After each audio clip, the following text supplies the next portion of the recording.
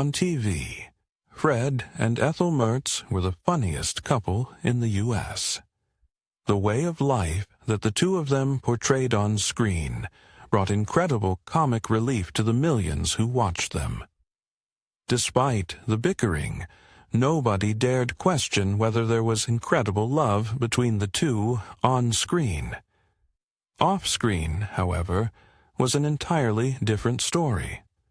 The actors, Vivian Vance and William Frawley, who did an incredible job playing the characters, actually harbored a deep, bitter hatred for one another.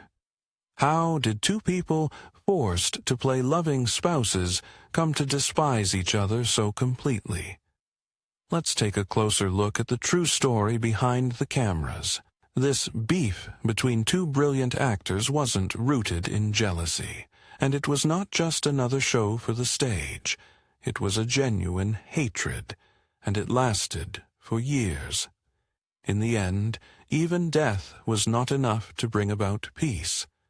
But to fully grasp the dynamic between these two people, we have to begin at the very start of their lives, starting with Vivian Vance, whose origin was far from the posh life of the camera. This individual had to fight to claw her way out of the circle of struggle and poverty. Vivian was born Vivian Roberta Jones in 1909 in Cherryvale, Kansas. She was the second of 6 children in a conservative, deeply religious household. Even as a child, Vivian's heart was drawn to the performing arts. Unfortunately, creativity was not encouraged in her family. Vivian's mother was a devout and controlling woman who saw entertainers and anything entertainment as inappropriate and completely sinful. She just couldn't bear the thought of her own child, particularly her young girl, being involved in such a terrible world. Yet Vivian's heart was drawn to the theater. Acting for her wasn't just a feeling. This was her plan to get out of the obscurity that she was born into. Determined to escape the narrow expectations of her upbringing, she eventually left Kansas and moved to New York City. There, she studied under Ava Le Gallienne, a legendary actress and theater director known for her dedication to serious dramatic art. Under Le Gallienne's tutelage, Vivian refined her craft and began a professional journey that led her to Broadway. She quickly established herself with standout performances in plays such as Let's Face It, The Cradle Will Rock, and The Voice of the Turtle. Her charm and incredible ability made her a favorite of many. She was diligent in everything she did, and her many other qualities earned her deep respect within the acting community. But outside the community and behind the curtain, her life was far from what anyone would call perfect. She dealt with a lot of personal issues that shocked most of her fans when they got to know about it. Vivian endured 3 unsuccessful marriages, wrestled with clinical depression, and carried the emotional scars of a family that never truly supported her ambitions. All the while, she went on stage to deliver her acting as perfectly as possible. Her story is simply that of a woman who worked really hard to make a name for herself. Understanding her legacy and the path that brought her into the spotlight would explain why having her in the same space as William Frawley made things very complicated. William Frawley was practically welcomed with open arms into the hands of entertainment. Born in 1887 in Burlington, Iowa, Frawley grew up in a strict Catholic household. Although coming from nearly the same situation, unlike Vivian, Frawley didn't feel trapped by his upbringing. In fact, he broke away from his family's expectations early on and threw himself into show business. He began his career performing in small theaters and eventually formed a comedy act with his then-wife called Frawley and Louise. From there, he expanded his talents into screenwriting and acting, making his way to Broadway and later into Hollywood. His trademark was his dry, blunt personality, and a tough exterior that audiences quickly recognized. Frawley was known for being rough around the edges. He had a short temper, struggled with alcoholism, and often got into trouble for saying exactly what he thought, no matter who it offended. In one case, he was even fired from a Broadway production for punching a fellow actor backstage. Despite his tough reputation, his long career and success in both film and television showed that he had undeniable talent and reliability.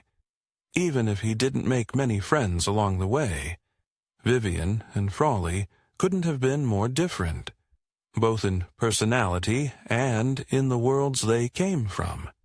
Vivian had a background in theater, where every role demanded emotional depth, rehearsal, and collaboration. He viewed acting as an art form, and her co-stars as creative partners. Frawley, on the other hand, came from the fast-paced world of vaudeville, where quick laughs and simple delivery mattered more than emotional nuance. Frawley didn't pretend to be anything other than what he was. To him, acting wasn't about passion or art, it was just a job. He didn't spend time analyzing scripts, over-rehearsing or worrying about creative expression. As long as he knew his lines, showed up on time, and got laughs from the crowd, he was satisfied. He wasn't interested in bonding with co-stars or becoming part of a team. He did what he was paid to do, and that was it. Vivian was disciplined, emotionally layered, and held back by the expectations of her upbringing. Frawley was impulsive, hot-tempered, and unfiltered. She treated every line as something meaningful, something to be lived through. He just needed to get the lines right and deliver them with timing. You wouldn't expect that these two would ever cross paths. Their styles, values, and generations didn't mix. However, this would become the foundation of a famously strained working relationship. In 1951, CBS was preparing to launch a new sitcom that would change television forever. I Love Lucy. At the center were Lucille Ball and Desi Arnaz, a real-life married couple playing Lucy and Ricky Ricardo. But to round out the cast, producers needed another couple to play their landlords and friends, Fred and Ethel Mertz, who would serve as comic foils and supporting characters. Though not the leads, these roles were essential to the show's rhythm and humor. Lucille Ball suggested her stage acquaintance, Vivian, for the role of Ethel. At first, there was hesitation. Ball and the producers thought she was too youthful, attractive, and glamorous to believably play a frumpy, older, sarcastic housewife. After all, she was in her early 40s, still had the aura of a leading lady, and wasn't far removed from her Broadway successes. But Vivian was determined. She agreed to drastically alter her appearance to fit the part, wearing unflattering costumes, aging herself with makeup, and downplaying her natural charisma. It was a significant sacrifice for someone used to center stage roles, but Vance understood how rare such a television opportunity was. She took the leap and won the role. At the same time that Vivian was cast as Ethel Mertz, the role of her on-screen husband, Fred Mertz, went to Frawley. Though not a headline star, Frawley was a well-known figure in Hollywood, a veteran character actor with decades of experience and a reputation for being difficult. He had a career spanning more than 3 decades and had appeared in more than 100 films, mostly in secondary or supporting roles, usually in gruff comedic roles. Still, his name carried weight in the industry, not because of charm or fame, but because he was seasoned, reliable when sober, and tough. In fact, Frawley actively pursued the role himself. Upon hearing about I Love Lucy, he personally called Desi Arnaz, one of the show's stars and producers, to express his interest. Arnaz, a passionate baseball fan, had previously bonded with Frawley over their shared love of the sport, and was open to the idea. CBS, however, wasn't so sure. Frawley's history of heavy drinking and his tendency to get into fights made him a risky hire. To ease concerns, Arnaz vouched for Frawley and insisted on a strict condition in his contract. If he ever showed up to work intoxicated or caused trouble he would be immediately fired. With that clause in place, Frawley was officially cast, but not everyone was happy with the decision. When Vivian learned who would be playing her husband, she was angry. Frawley was more than 20 years older than her, bald, overweight, and known for his rough manners. She was still youthful, vibrant, and known for her stage beauty, so she felt the casting made no sense.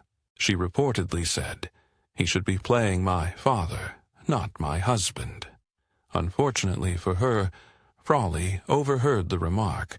That comment hit a nerve. Frawley was proud, stubborn, and known for holding grudges. From that moment forward, he had no affection for Vivian. He saw her as arrogant. To him, she was an actress who thought she was better than everyone else because of her theatrical background. She, in turn, saw Frawley as crude, lazy, and lacking the depth and professionalism she valued in an acting partner. Even before filming began, their relationship was already strained. The tension was real and personal, yet the cameras kept rolling. No matter how they felt off-screen, the script demanded they play husband and wife. Fred and Ethel Mertz were in nearly every episode, often interacting, bickering, and supporting Lucy and Ricky as the lovable, slightly grumpy older couple next door. Ironically, their real-life animosity ended up strengthening their performances. The frustration and sarcasm weren't always acted out. They were rooted in truth. When Fred snapped at Ethel, Frawley wasn't pretending. When Ethel rolled her eyes at Fred, Vivian meant every bit of it. Audiences loved the chemistry. What felt real was real. Their clashes, awkward affection, and comedic timing made Fred and Ethel unforgettable. Though they didn't choose to work together and certainly didn't like each other, they were bound by the show and by history. For 6 years, they walked side by side on the set of one of television's most iconic sitcoms, shaping a legendary partnership born not from friendship, but from conflict. As I Love Lucy entered its golden era, something ironic happened behind the scenes, just as the audience grew to adore the comic duo of Fred and Ethel Mertz. Vivian and Frawley fell into one of the most infamous professional feuds in television history. What started as discomfort quickly hardened into a war. There was no dramatic hostility, just subtle hate. They tolerated each other only because the show was too successful to jeopardize. For years, they worked side by side, never exchanging apologies, never compromising, only enduring each other because the work demanded it. Vivian was a perfectionist. She arrived early, rehearsed diligently, and was deeply committed to everything. She insisted on running through scenes with her co-stars in advance. Frawley, on the other hand, had a more old-school approach.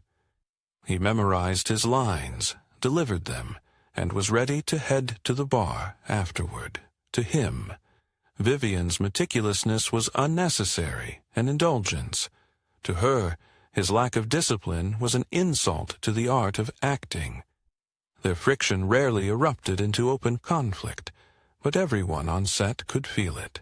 On some mornings, Frawley would arrive visibly hungover, a relic of his well-known drinking habits. Vivian would glance at him, say nothing, and carry on with rehearsals. If a scene lacked chemistry and required a retake, Frawley might mutter under his breath, "I think everyone knows whose fault that is." Vivian would remain composed. She never retaliated, but the crew could see the growing reservoir of quiet resentment. Yet their discord wasn't only about professional style. It was personal and often cruel. Frawley had little tolerance for strong-willed women, and his insults were cutting.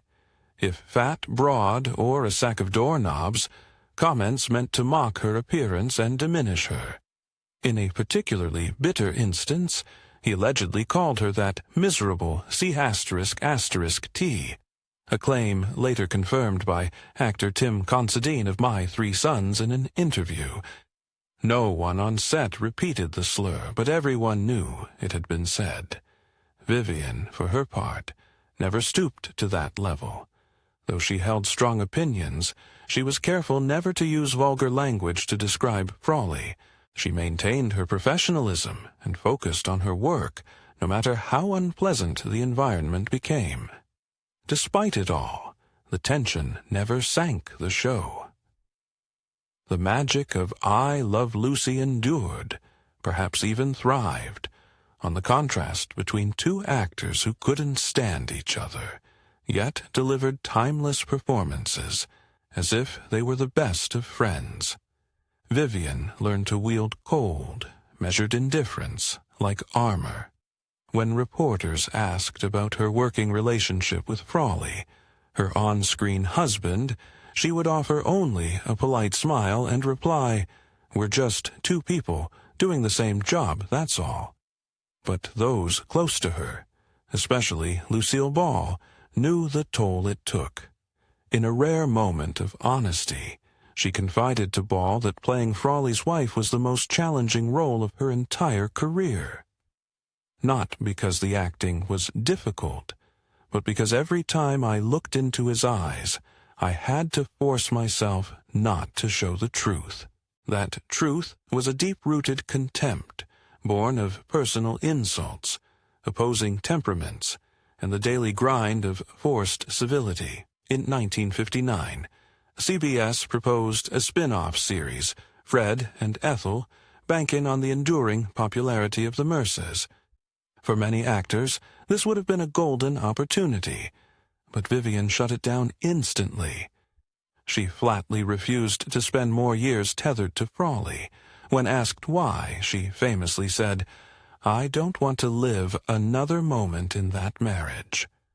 Frawley, initially intrigued by the offer, withdrew just as quickly when he learned Vance wouldn't be joining.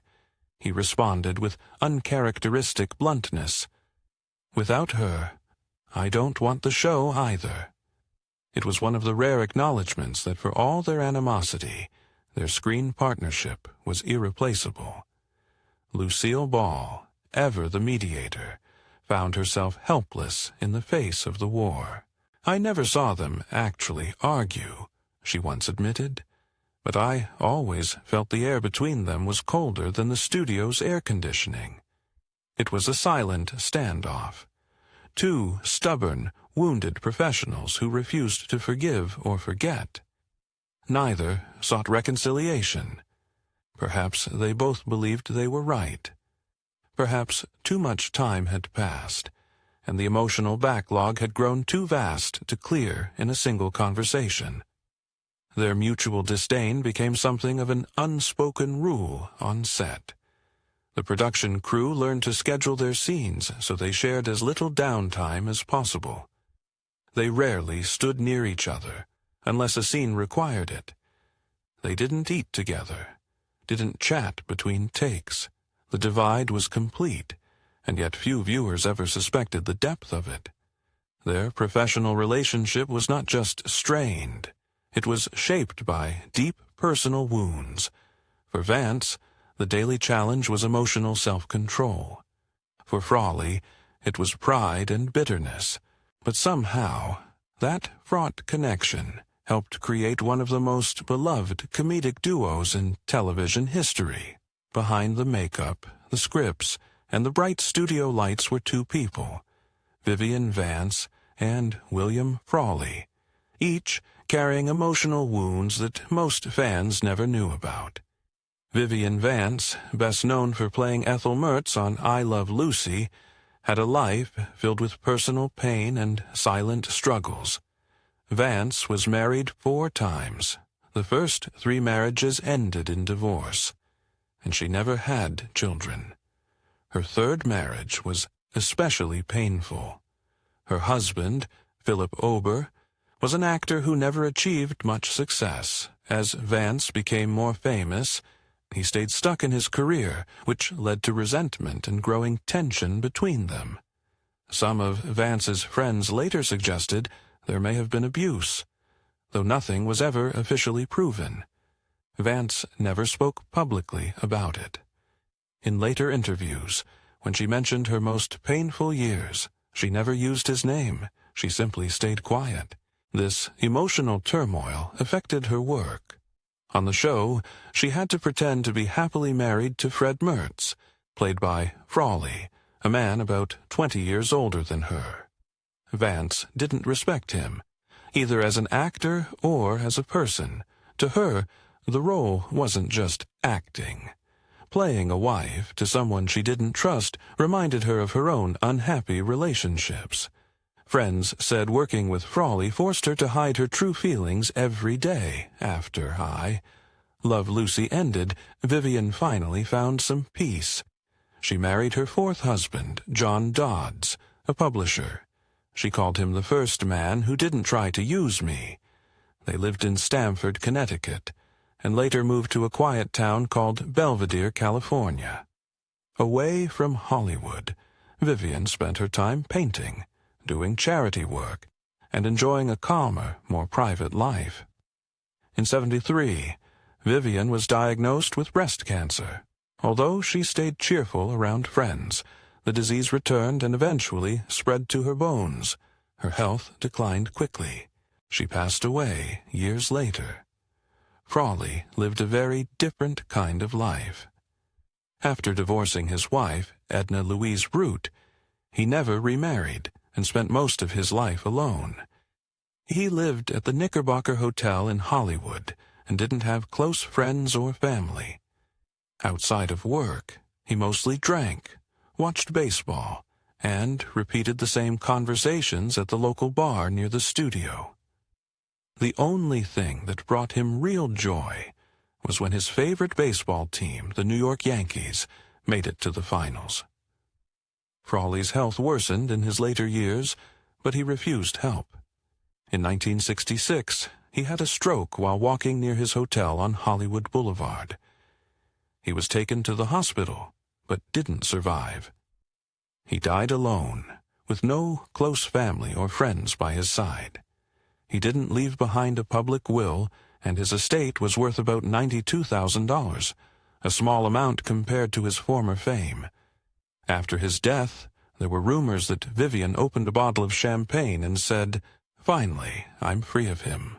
Some people denied this, saying she wasn't that cruel, while others believed it was true. Similarly, it was said that Frawley once told a friend that Vivian would pay the price after learning she had cancer. Whether these comments were actually said or not doesn't really matter anymore. What is clear is that the dislike between them was real. They never got along, never wished each other well, and didn't feel sadness when they first and the other suffered or passed away. Death didn't fix what was broken between them. It simply ended a story they both probably wanted to forget. Even though Vivian Vance and William Frawley strongly disliked each other for most of the time they worked together, they still made a powerful impact on American television history. Their characters, Ethel and Fred Mertz, weren't just background figures on I Love Lucy. They were essential. They brought balance and depth to the show's wild humor, making Lucy and Ricky Ricardo's adventures even more enjoyable. When I Love Lucy ended in 1957, Fred and Ethel Mertz had already become icons. Their characters helped shape what sitcom sidekicks would look like for generations to come. And even though their real relationship was filled with bitterness, their work left a lasting mark on the history of entertainment. Their dislike for each other was more than just a workplace disagreement. It became one of the most talked-about feuds in TV history. Their performances became legendary, not just because of the characters they played, but because of the emotional charge they brought from real life. In 2012, long after both had passed away, the Television Academy honored Vivian and Frawley by inducting them into the Hall of Fame. Neither of them lived to see it, but their contributions to television were officially recognized. To this day, I Love Lucy continues to air on different streaming platforms and TV channels. New audiences still laugh at the moments between Fred and Ethel Mertz, because those moments feel genuine. In the end, the story of Vivian Vance and William Frawley is not just one of animosity, but of two vastly different lives forced into an unlikely and unforgettable partnership. Though they never found peace with each other, they found peace in their work together and poured themselves into that.